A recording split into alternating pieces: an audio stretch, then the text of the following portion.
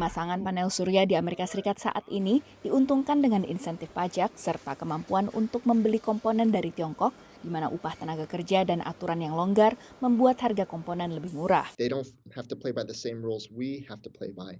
Perusahaan Tiongkok juga kerap mendapat pinjaman lunak dari bank milik negara, sehingga bisa memangkas harga jual. It starts decades ago with the buildup in China and truly aggressive pricing, and call it dumping if you wanted. They built their industry on aggressive pricing.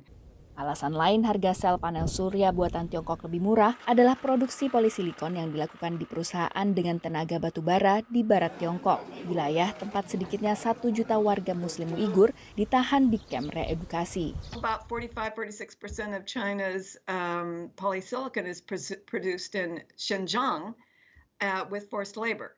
I don't think you can get any cheaper than that. Agustus lalu, sedikitnya 18 perusahaan mendesak Departemen Perdagangan AS untuk memperluas tarif energi surya bagi perusahaan di Malaysia, Vietnam, dan Thailand, yang menurut mereka merupakan perpanjangan dari perusahaan Tiongkok. Namun Asosiasi Industri Energi Surya justru menolak usulan perluasan tarif ini. And of course, the fundamental question is that how much of those commodities or goods, the solar panels and modules, are really made in those countries? It's hard to tell. Produksi komponen dan perakitan panel surya biasanya bisa dilakukan di tempat yang berbeda. Sejumlah tantangan dihadapi industri tenaga surya saat ini, mulai dari kekurangan tenaga kerja akibat pandemi COVID-19, pemadaman listrik di Tiongkok, hingga hambatan di sejumlah pelabuhan AS. Tapi justru isu tarif impor yang kerap dipermasalahkan. Mantan Presiden Donald Trump menetapkan tarif 30% untuk impor teknologi energi surya buatan Tiongkok pada tahun 2018.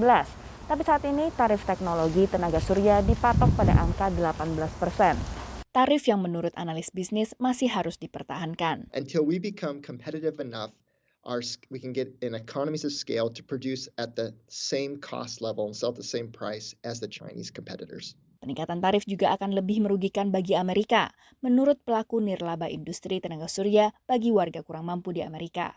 If you're trying to stimulate a resurgence of manufacturing in the United States, but some of the sub-materials required have to come from Asia, and if you put onerous tariffs on those materials.